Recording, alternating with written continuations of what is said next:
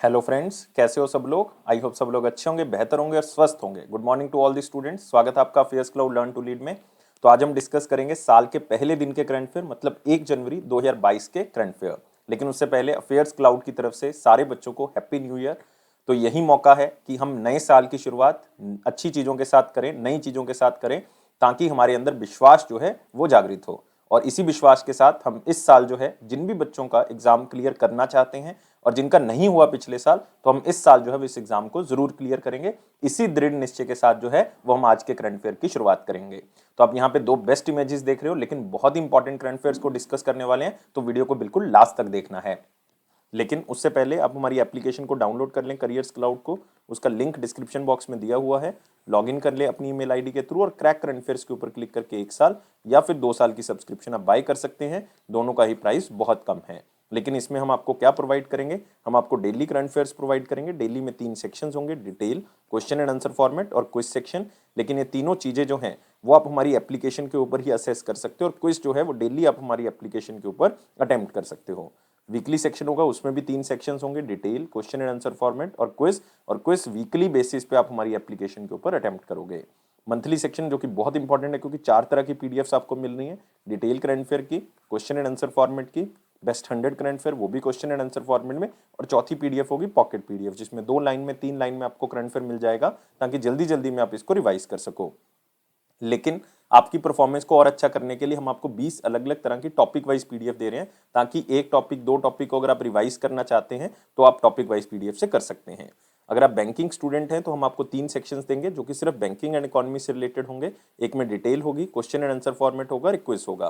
Quiz आप हमारी application के ऊपर ही अटेम्प्ट कर सकते हो, लेकिन वो मंथली बेसिस पे अटेम्प्ट कर सकते हो। इसी तरह से आपको एक एग्जाम पीडीएफ मिलेगी, जिसमें जितना भी करंट अफेयर जा चुका है 2021 का, उसको रिवाइज करने के लिए आप इसका यूज कर सकते हो। आपको डिटेल में बजट और इकोनॉमिक सर्वे मिलेगा, और इसमें आपको एक्सपेक्टेड क्वेश्चन एंड आंसर भी बताए जाएंगे जो बजट और इकोनॉमिक सर्वे से एग्जामिनर बना सकता है। और अगर आप किसी भी स्टेट एग्जाम की तैयारी कर रहे हैं तो हम आपको हर स्टेट का करंट अफेयर प्रोवाइड करेंगे, ताकि आपकी स्टेट परफॉर्मेंस इंप्रूव हो सके। तो इसी तरह से ये सारे करंट अफेयर आपको मिलेंगे, लेकिन इकट्ठे मिलेंगे। ये सारी चीजें आपको मिलेंगी हमारी एप्लीकेशन के ऊपर, तो डाउनलोड कर ले, लिंक डिस्क्रिप्शन बॉक्स में दिया हुआ है। लॉगिन कर ले ईमेल आईडी के थ्रू, और क्रैक करंट अफेयर्स के ऊपर क्लिक करके आप 1 साल या फिर 2 साल की सब्सक्रिप्शन बाय कर सकते हैं। दोनों का ही प्राइस बहुत कम है। लेकिन दोस्तों एक बात याद रखनी है कि अगर आप नए स्टूडेंट हैं, अपनी प्रिपरेशन को स्टार्ट करें, तो मैं आपको एडवाइस करूंगा कि आप 2 साल का बाय करें, क्योंकि 2022 का लोगे तो बहुत कॉस्टली होगा। अभी बाय कर लोगे तो बहुत ज्यादा फायदे में रहोगे। और इसमें आपको दोनों सब्सक्रिप्शन में 10% एक्स्ट्रा डिस्काउंट मिल रहा है, अगर आप इस कोड का यूज करेंगे ASH10 का। और इस ईमेल आईडी और इस नंबर पे हमें संपर्क कर सकते हैं अगर आपको लगता है कि कोई भी किसी भी तरह का आपको डाउट है। तो स्टार्ट करते हैं 1 जनवरी 2022 के करंट अफेयर। लेकिन उससे पहले यार सारे बच्चों से रिक्वेस्ट है कि नए साल की शुरुआत के साथ ही आपने वीडियो को लाइक करना है, अभी के अभी शेयर करेंगे, और इस चैनल को सब्सक्राइब जरूर कर लेना है, और टेलीग्राम ग्रुप को ज्वाइन कर लो डिस्क्रिप्शन बॉक्स के लिंक के साथ। तो अभी के अभी मोस्ट इंपॉर्टेंट क्वेश्चन में पहला क्वेश्चन है, which insurance company is identified as DSIIS for 2021-22 by insurance regulatory development authority of India. तो सबसे पहले इंपॉर्टेंट कीवर्ड क्या है, DSII। ज्यादातर बच्चों ने DSIB सुना होगा। इसका मतलब है डोमेस्टिक सिस्टमेटिकली इंपॉर्टेंट बैंक्स। जो बैंक्स इंपॉर्टेंट होते हैं हमारे लिए, जिनको हम डूबने नहीं दे सकते। अगर डूब जाते हैं तो पूरी इकोनॉमी जो है वो खराब हो सकती है, पूरा का पूरा सिस्टम जो है वो खराब हो सकता है। इसी तरह से इंश्योरेंस कंपनी में हम क्या कहते हैं उसको, DSII। बस बैंक्स की जगह क्या आ जाएगा, इंश्योरेंस या इंश्योरर्स आ जाएगा। तो इसका मतलब है domestic systematically important insurance companies कौन सी हैं, जिनको खत्म होने नहीं दिया जा सकता, जिसके ऊपर इकोनॉमी डिपेंडेंट है, या आप कह सकते हो जिनके खत्म होने से बहुत बड़ा नुकसान जो है वो हो सकता है। तो तीनों की तीनों कंपनीज आप देख सकते हो। आंसर क्या होगा, ऑल ऑफ दीज। इसका मतलब new India insurance, general insurance corporation GIC, और लाइफ इंश्योरेंस कॉर्पोरेशन मतलब LIC। ये तीनों की तीनों जो है वो इस साल दोबारा से इंपॉर्टेंट इंश्योरर्स की लिस्ट में डाला गया है, और ये बहुत इंपॉर्टेंट है। तीनों की तीनों कंपनीज, मतलब ये कंपनीज बहुत बड़ी हैं, मार्केट के लिए इनकी इंपॉर्टेंस बहुत ज्यादा है, डोमेस्टिकली भी और ग्लोबल भी आपस में जुड़ी हुई हैं बहुत सी कंपनीज इनके साथ, जिनके डूबने से या खत्म होने से जो है बहुत ज्यादा चीजों का नुकसान हो जाएगा, पूरा डोमेस्टिक फाइनेंशियल सिस्टम जो है वो हिल जाएगा। तो इसीलिए इन कंपनीज को इस लिस्ट के अंदर डाला गया है। इवन 2020-21 में भी यही 3 कंपनीज जो हैं वो इस लिस्ट के अंदर डाली गई थी। और ये insurance regulatory development authority of India की तरफ से डाली गई हैं, तो इसलिए ये बहुत ही ज्यादा इंपॉर्टेंट है। आरबीआई भी कहता है ये बहुत बड़ी कंपनीज होती हैं, ये बहुत बड़े बैंक्स होते हैं जिनको फेल होने नहीं दिया जा सकता, मतलब गवर्नमेंट की तरफ से जो भी हेल्प चाहिए वो इनको मिलेगी, इसलिए बहुत इंपॉर्टेंट है। इनको अलग से रेगुलेटरी फ्रेमवर्क में रखा जाता है कि इनको डूबने नहीं दिया जा सकता किसी भी तरह से। लेकिन आपने इंश्योरेंस रेगुलेटरी डेवलपमेंट अथॉरिटी के बारे में याद कर लेना है। 1999 में इसको बनाया गया था। इसका हेडक्वार्टर जो है वो हैदराबाद तेलंगाना में है। इसके जो चेयरमैन है वो कौन है? सुभाष चंद्र खुंतिया। सुभाष चंद्र खुंतिया। इसी के साथ अगले सेक्शन के ऊपर आते हैं, वेरी इंपॉर्टेंट क्वेश्चन सेक्शन के ऊपर। लेकिन उससे पहले वीडियो को लाइक, शेयर और चैनल को अभी के अभी सब्सक्राइब कर देंगे और टेलीग्राम ग्रुप को आप डिस्क्रिप्शन बॉक्स से ज्वाइन कर लें। लेकिन पहले क्वेश्चन में बढ़ने से पहले आपने एक बात याद कर लेनी है कि हम आपको एक पीओ का course free of cost provide कर रहे हैं। उसमें आपको क्या मिलेगा, मैं आपके 50 से 55 सेकंड्स लूंगा ताकि आप उस कोर्स के बारे में समझ सकें। जैसा कि आप लोगों को पता है कि हम already IBPS PO exam course जो है वो स्टार्ट कर चुके हैं। 25 डेज का ये प्रोग्राम हमने 13 दिसंबर को इसको लॉन्च किया था। 14 ऑफ जैन को ये खत्म हो जाएगा, मतलब ऑलमोस्ट एक महीने का वैसे, लेकिन अगर काउंट करोगे तो ये 25 दिन का जो है प्रोग्राम बनेगा। क्यों 25 दिन का? क्योंकि इसमें मंडे टू फ्राइडे ही हम आपको क्विज जो है वो प्रोवाइड करेंगे।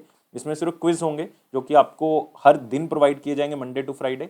70 क्वेश्चन रोज प्रोवाइड किए जाएंगे, जिसमें 20 क्वेश्चन मैथ के होंगे, मतलब क्वांट के होंगे, 20 क्वेश्चन जो है वो रीजनिंग के होंगे, 30 क्वेश्चन जो है वो बैंकिंग एंड जनरल अवेयरनेस के होंगे। तो आप देख सकते हो इस तरह का ये क्विज होगा। आप इसको रोज अटेम्प्ट कर सकते हो, जरूरी नहीं कि आज का क्विज आज ही अटेम्प्ट करना है, कोई लिमिट नहीं है, आप कभी भी उसको अटेम्प्ट कर सकते हो। लेकिन इसको अटेम्प्ट करने के लिए आपको हमारी एप्लीकेशन को डाउनलोड करना पड़ेगा। करियर्स क्लाउड एप्लीकेशन को डाउनलोड कर लें, उसका डिस्क्रिप्शन बॉक्स में लिंक जो है वो दिया हुआ है। तो कोई लिमिट नहीं है, कभी भी करें और अपना आईबीपीएस पीओ एग्जाम क्रैक करें, प्रैक्टिस करें मैक्सिमम टू मैक्सिमम। तो स्टार्ट करते हैं वेरी इंपॉर्टेंट क्वेश्चन सेक्शन का क्वेश्चन।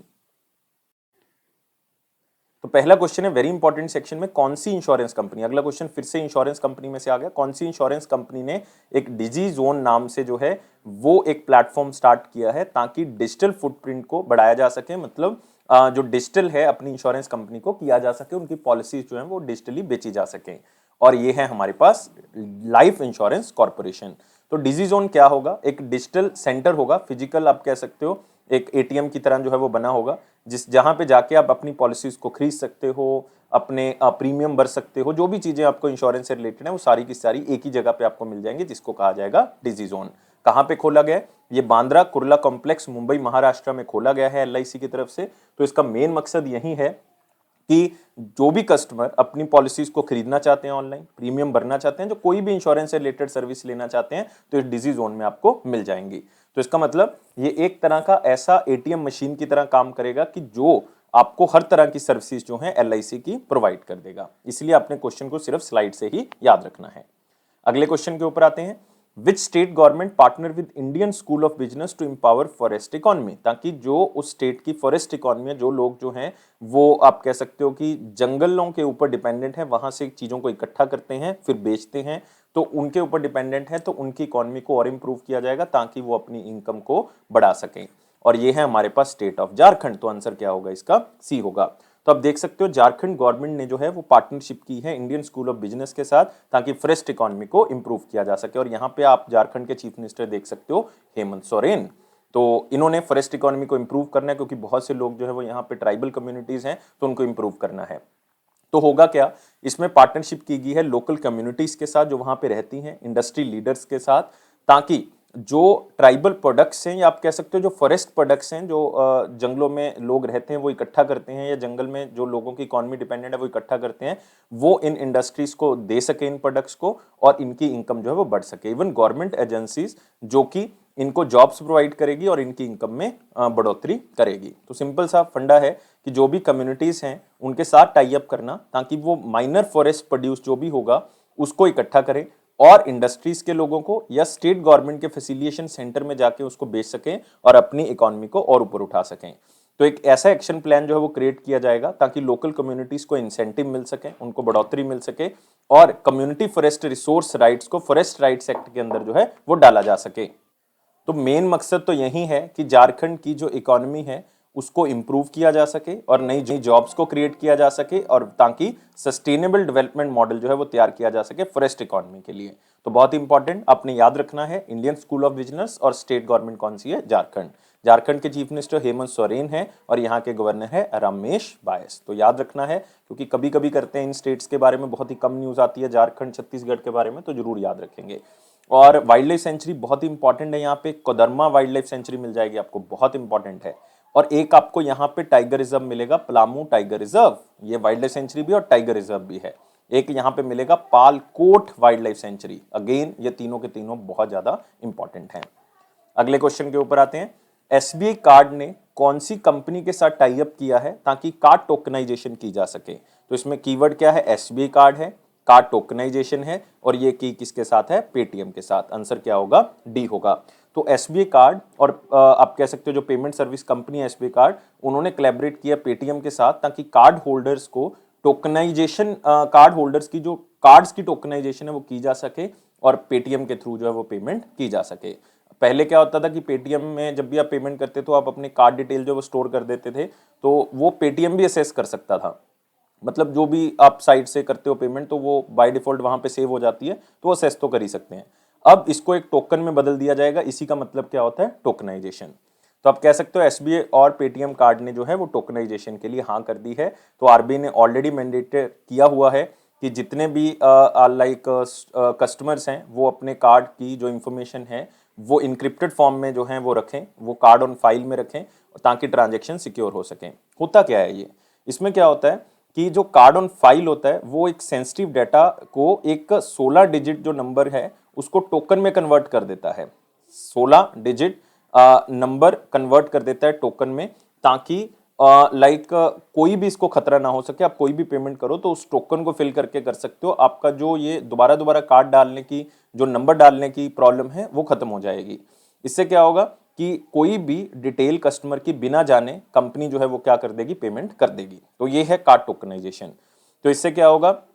ये खत्म, ये पूरा का पूरा करना है सारा कुछ 30 जून 2022 तक। पहले 31 दिसंबर 2021 तक करना था, लेकिन 21 दिसंबर को आरबीआई ने डेडलाइन बढ़ा दी है, 30 दिसंबर 2022 कर दी है, 6 महीने डेडलाइन जो है वो और बढ़ा दी है।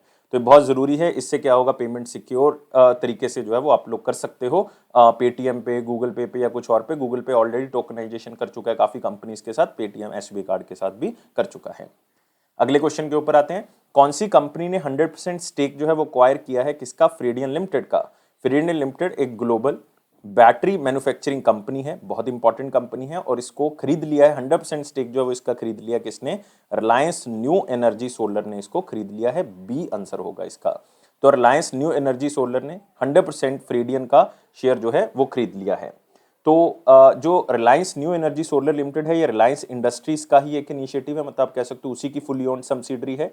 और ये फ्रीडियन लिमिटेड जो है वो यूनाइटेड किंगडम की कंपनी है और एक ग्लोबल रिकॉग्नाइज्ड कंपनी है जो कि बैटरी टेक्नोलॉजी में अपनी महारत जो है वो हासिल करती है। और इसके पास पेटेंट भी है कि सोडियम आयन बैटरी जो है वो यहीं बनाएंगे।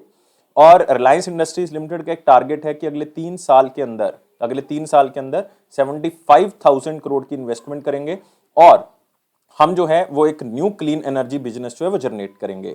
और इनका वैसे भी कमिटमेंट है कि कार्बन न्यूट्रल हमने बना देना है 2035 तक रिलायंस इंडस्ट्रीज लिमिटेड को, ये भी आप याद रख सकते हो। तो रिलायंस न्यू एनर्जी सोलर। कौन से बैंक ने एक्वायर किया 10% स्टेक, 10% हिस्सा जो है वो एक्वायर किया है? किसका? इंडियाज इंटरनेशनल क्लियरिंग कॉर्पोरेशन का। इस क्वेश्चन को हम इस ऑर्गेनाइजेशन के लिए कवर कर रहे हैं, इंडियाज इंटरनेशनल क्लियरिंग कॉर्पोरेशन, और इसमें 10% ऑलमोस्ट हिस्सा खरीदा है किसने? एसबीआई ने। एग्जैक्टली अगर आप देखोगे तो ये 9.95% बनता है, लेकिन अदरवाइज आप 10% भी याद रख सकते हैं। तो इंडिया इंटरनेशनल क्लियरिंग कॉर्पोरेशन जो पहला इंटरनेशनल क्लियरिंग कॉर्पोरेशन है जो गिफ्ट सिटी गांधीनगर इंडिया आप कह सकते हो इंटरनेशनल फाइनेंशियल सर्विस सेंटर के अंदर खोला गया है। तो आप कह सकते हो कि ये जो है वो लाइक क्लियरिंग सेटलमेंट्स करता है, रिस्क मैनेजमेंट सर्विसेज प्रोवाइड करता है। आप कह सकते हो कोई भी डिस्प्यूट है उसको भी जो है वो खत्म करने की कोशिश करता है। तो चाहे वो करेंसी डेरिवेटिव्स हो, डेट सिक्योरिटीज हो, सबके जो सेटलमेंट्स हैं उसको क्लियर करने में हेल्प करता है। तो एसबीआई जो है वो 9.95% स्टेक जो है वो खरीदेगी इसके अंदर 34 करोड़ रुपीस के अंदर।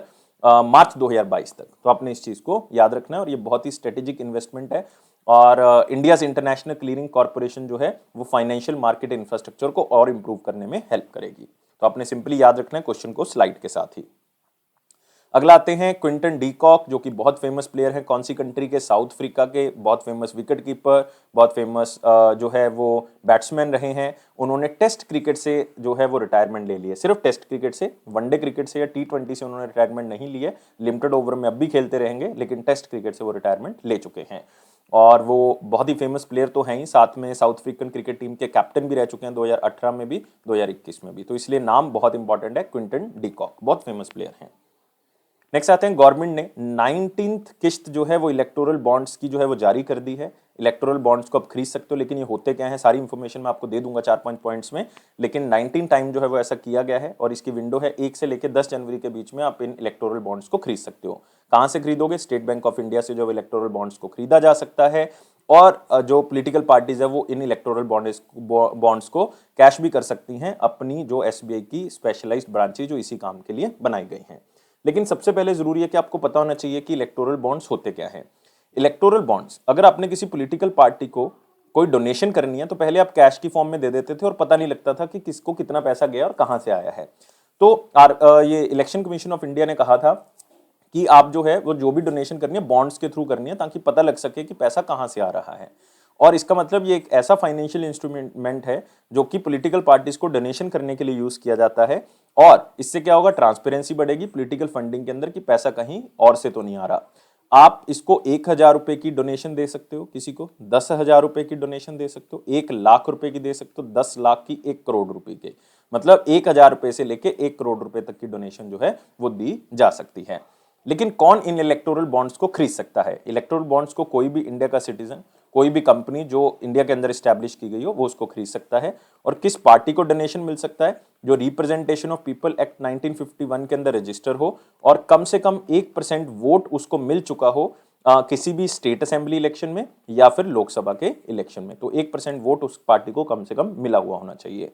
और इंडिविजुअल कितनी डोनेशन कर सकते हैं इसकी कोई लिमिट नहीं, आप कितने भी बॉन्ड जो है वो खरीद सकते हो। अब जब आप बॉन्ड खरीद लोगे तो बॉन्ड खरीद के जो है वो SBI जो है वो बॉन्ड किसको दे देगा? वो कंपनी जो पार्टी है उसको दे देगा और पार्टी जो है वो उस बॉन्ड को विद इन 15 डेज जो है वो कैश करवा सकती है। मतलब इलेक्टोरल बॉन्ड जो है वो 15 दिन के अंदर अंदर जो है वो कैश करवाना जरूरी है। इसकी लिमिटेड वैलिडिटी जो है 15 दिन की ही है। इस चीज को याद रखना है जितनी भी चीजें मैंने आपको इलेक्टोरल बॉन्ड्स के बारे में बताई हैं। और इसमें मेन जो रोल है वो किसका है? वो है इलेक्शन कमीशन ऑफ इंडिया का। तो चीफ इलेक्शन कमिश्नर कौन है? CEC कौन है? वो है सुशील चंद्र। सुशील चंद्र। और ये 3 मेंबर बॉडी है, तो 2 और कमिश्नर कौन है? एक तो अनूप चंद्र पांडे हैं और दूसरे हैं राजीव कुमार। राजीव कुमार याद रखेंगे।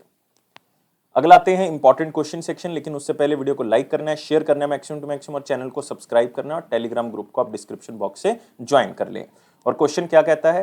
ट्राइफेड जो कि बहुत इंपॉर्टेंट ऑर्गेनाइजेशन है ट्राइबल कम्युनिटी को इंप्रूव करने के लिए, tribal cooperative marketing development federation of India, इन्होंने एक MOU साइन किया है एक रामबाऊ महलगी के साथ, जो कि एक रिसर्च सेंटर है, ताकि नॉलेज और एक्सपर्टीज प्रोवाइड की जा सके और जो कम्युनिटीज हैं, जो फ्रेश ड्वेलिंग कम्युनिटीज है, ट्राइबल पॉपुलेशन है, उनको और स्ट्रेंथन किया जा सके। तो इसमें वो क्या करेंगे? वो एनालाइज करेंगे वंदन योजना को कि किस तरह से काम कर रही है और किस तरह से उसको लोगों को हेल्प पहुंचाई जा रही है। तो टोटल इसमें 25 स्टेट्स और 307 डिस्ट्रिक्ट्स जो हैं वो कवर की जा रही हैं, ताकि माइनर फॉरेस्ट प्रोड्यूस या फॉरेस्ट ड्वेलिंग ट्राइबल पॉपुलेशन जो है वो इसका सही तरह से लाभ उठा रहे हैं या नहीं उठा रहे। और रिसर्च जो है वो इसमें की जाएगी, ज्वाइंट रिपोर्ट्स बनाई जाएंगी ट्राइफेड और इस रिसर्च सेंटर की तरफ से, कॉन्फ्रेंसेस की जाएंगी, सेमिनार्स किए जाएंगे, ताकि रिसर्च को और बढ़ाया जा सके और इन कम्युनिटीज को ऊपर उठाया जा सके। तो बहुत ज्यादा इंपॉर्टेंट तो नहीं कहूंगा, लेकिन इस पिक्चर से इसको रीड करना है सिर्फ। और ट्राइफेड के बारे में याद रखें, 1987 में ट्राइफेड को बनाया गया था ट्राइबल पॉपुलेशन को इंप्रूव करने के लिए, उनकी कम्युनिटी को आगे लेके जाने के लिए। और ये मिनिस्ट्री ऑफ ट्राइबल अफेयर्स के अंडर आती है, जिसके यूनियन मिनिस्टर जो हैं वो अर्जुन मुंडा जी हैं। अर्जुन मुंडा जी की कॉन्स्टिट्यूएंसी खुंती है। खुंती कहाँ पे है? झारखंड के अंदर। और ट्राइफेड के जो MD मैनेजिंग डायरेक्टर हैं वो कौन है? वो हैं प्रवीर कृष्णा। प्रवीर कृष्णा। अब आते हैं वन लाइनर इंपॉर्टेंट पॉइंट में। 1987 के आईएएस टॉपर बैच के आईएएस टॉपर रहे हैं आमिर शुबानी जी, उनको बनाया गया है चीफ सेक्रेटरी ऑफ बिहार। तो आप यहाँ पे देख सकते हैं उनका चेहरा, आमिर शुबानी नए सेक्रेटरी जो है बना दिए गए हैं। इससे पहले जो सेक्रेटरी थे वो त्रिपुरानी शरण थे, याद रख सकते हो, त्रिपुरानी शरण। तो अब उनकी रिटायरमेंट होगी 31 दिसंबर को, तो 1 जनवरी से नया कार्यभार संभालेंगे आईएएस बैच के टॉपर 1987 के आमिर शुबानी। तो जो बिहार के स्टूडेंट है इसको अच्छी तरह से याद कर लें। और कंपटीशन कमीशन ऑफ इंडिया ने अप्रूव कर दिया कि 96.42 ऑलमोस्ट जो है वो 96.5% स्टेक जो है वो जेपीएल के अंदर, जेपीएल का मतलब यहाँ पे क्या है, वो है जिंदल पावर लिमिटेड के अंदर वर्ल्ड वन प्राइवेट लिमिटेड जो है वो खरीद लेगी। जो जिंदल पावर लिमिटेड है ये जिंदल स्टील और पावर लिमिटेड का ही एक फुली ओन्ड सब्सिडरी है, उसको वर्ल्ड वन प्राइवेट लिमिटेड अब खरीदेगी। नेक्स्ट इलेक्टोरल बॉन्ड्स के बारे में हम जिक्र कर चुके हैं। 100% फ्रेडियन जो बैटरी मैन्युफैक्चरिंग कंपनी उसको रिलायंस ने खरीद लिया है। आईआईसीसी का 10% स्टेक जो है वो एसबीआई ने खरीदा है। झारखंड ने इंडियन स्कूल ऑफ बिजनेस के साथ टाई अप किया है फॉरेस्ट इकोनॉमी को बढ़ाने के लिए। तो हम ये सारी न्यूज ऑलरेडी डिस्कस कर चुके हैं। अब आते हैं 31 दिसंबर 2021 का क्वेश्चन, वो क्या था, वो था who was the finance minister when 14 banks were nationalised on 19 जुलाई 1969। तो देखो यार, इससे पहले अगर आप देखोगे इस 19 जुलाई से थोड़ा सा पहले जाएं, जब ये 14 बैंक्स का डिसीजन लिया गया तो मोरारजी देसाई हमारे पास क्या थे, फाइनेंस मिनिस्टर थे। तो डिसीजन हो गया, लेकिन उसके बाद क्या हुआ कि मोरारजी देसाई जी ने इसको अपोज किया। जब अपोज किया तो उन्होंने फाइनेंस मिनिस्ट्री से रिजाइन कर दिया। तो उसके बाद फाइनेंस मिनिस्ट्री जब किसके पास चली गई, इंदिरा गांधी जी के पास चली गई। तो इंदिरा गांधी जी की गवर्नमेंट ने इसको आगे बढ़ा दिया। तो वैसे मोरारजी देसाई थे फाइनेंस मिनिस्टर, लेकिन एग्जैक्टली 19 जुलाई को कहोगे तो आप कह सकते हो इंदिरा गांधी जो है वो उस टाइम पीरियड पे फाइनेंस मिनिस्टर रही हैं, लेकिन मोरारजी देसाई जी के टाइम पीरियड पे डिसीजन हुआ था। अब आते हैं question of the day. Question of the day क्या कहता है, which of the following called a banker's cheque. Banker cheque जो है वो किसको कहा जाता है, बहुत ही इंपॉर्टेंट क्वेश्चन है बैंकिंग स्टूडेंट्स के लिए। आप मुझे आंसर कमेंट बॉक्स में बताएंगे, मैं आपके आंसर को वेट करूंगा। वीडियो को लाइक करना है, शेयर करना है मैक्सिमम टू मैक्सिमम, और चैनल को सब्सक्राइब कर देना है। टेलीग्राम ग्रुप को आप डिस्क्रिप्शन बॉक्स से ज्वाइन कर सकते हैं और इस बेल बटन को प्रेस कर दें ताकि नोटिफिकेशन ऑन टाइम मिल सके। ये अफेयर्स क्लाउड का प्रॉमिस है कि आपके कॉन्फिडेंस को जरूर बूस्ट करेंगे, इसी तरह से आगे बढ़ते रहें।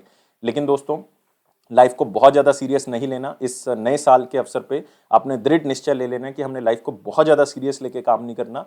हमने जो है वो खुशी खुशी सारी चीज़ों को जो है वो एंजॉय करना है। सारी छोटी छोटी खुशियों को जो है वो हमने बांटना है, उसी के साथ जो है वो हम आगे बढ़ेंगे। और मैं सब स्टूडेंट्स को विश करना चाहता हूँ कि नए साल के अंदर इसी संकल्प के साथ आगे बढ़ेंगे कि हमने अच्छी अच्छी चीज़ों के ऊपर फोकस करना है, और जो भी हमारे अंदर थोड़ी बहुत गलतियां हम करते हैं, सब लोग करते हैं, तो उसको हमने जो है वो धीरे धीरे करके एलिमिनेट करते रहना है। तो इसी स्माइली के साथ जो है वो आपने खुश रहना है और बहुत ज़्यादा सीरियस नहीं लेंगे किसी भी चीज़ को। Happy new year to all the students. Thank you and take care.